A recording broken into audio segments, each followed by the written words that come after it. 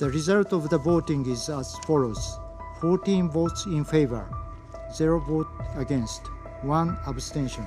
2022. The United Nations Security Council on Monday passed a resolution calling for an immediate ceasefire in the Gaza Strip. The move breaks a 5-month-long impasse during which the United States vetoed at least 3 previous attempts to try and call for a halt to the fighting. The resolution passed with 14 votes in favor and the US abstaining. US officials say they abstained in part because the resolution did not condemn Hamas for the October 7th attack. In addition to a ceasefire, the resolution also called for the immediate and unconditional release of all the hostages. It also called for the lifting of all barriers to the provision of humanitarian assistance in the Gaza Strip. The international community is hoping that Israel will respect the remaining 2 weeks of the Muslim holy month of Ramadan and put a halt to the fighting. Prime Minister Benjamin Netanyahu of Israel, though, immediately criticized the United States for allowing the resolution to pass. He also ordered a delegation that was scheduled to go to Washington to hold high-level talks with US officials to stay intact in Israel. President Biden had requested these meetings to try and discuss alternatives to what is a planned Israeli offensive into Rafah. Rafah is the southernmost city in Gaza, where more than 1 million people have sought refuge in the last few weeks. American officials have said that such an operation into Rafah would create a humanitarian disaster. Netanyahu's office called the US abstention at the UN Security Council a clear departure from the consistent American position in the Security Council since the beginning of this war.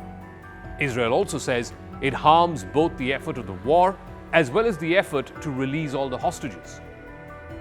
Yoav Gallant, who's the Israeli defense minister, who's already in Washington for meetings with top Biden administration officials, gave no visible sign that Israel would actually implement a ceasefire, that it would actually obey the resolution that was passed by the UN Security Council.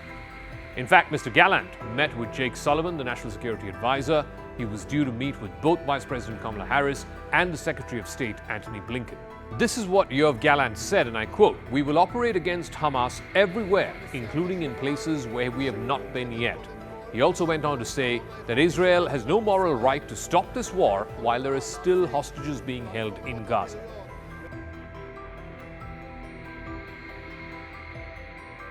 It does not represent a change at all in our policy. It's very consistent with everything that we've been saying we want to get done here. And we get to decide what our policy is. The Prime Minister's office seems to be indicating through public statements that we somehow changed here. We haven't. The White House sought to play down the growing rift with Israel. John Kirby, who's a spokesman for the National Security Council, insisted that there was no change of US policy despite the UN vote abstention.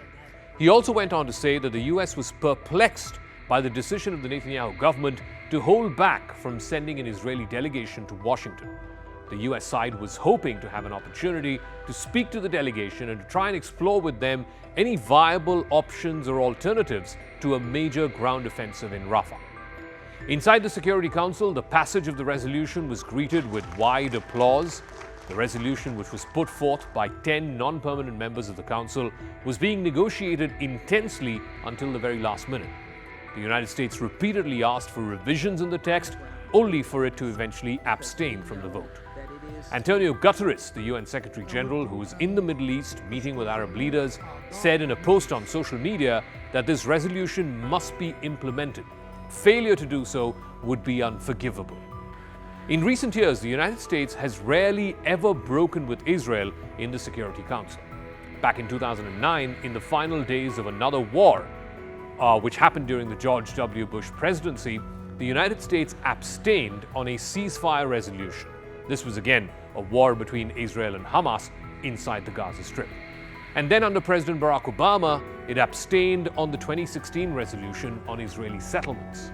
It also abstained on a resolution 3 months ago on humanitarian aid that was meant for Gaza.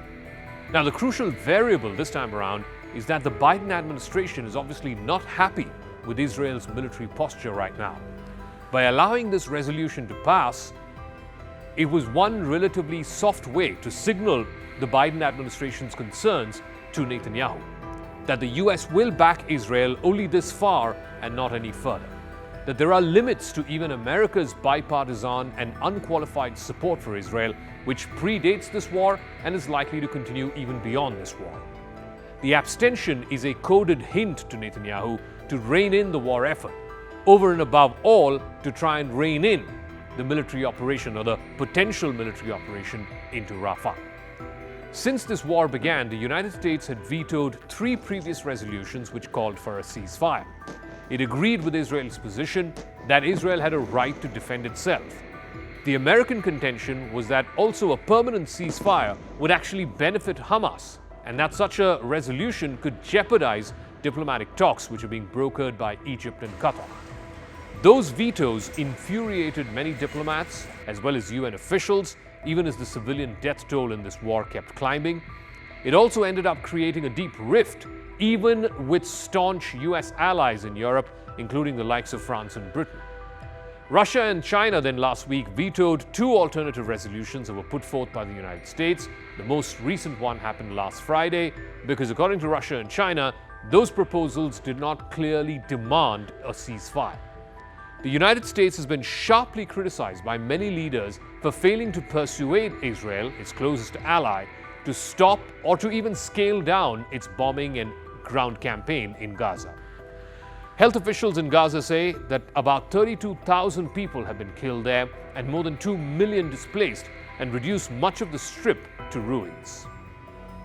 Israel launched the war after a Hamas-led attack on October 7th, which killed over 1,200 people, mostly civilians in Israel.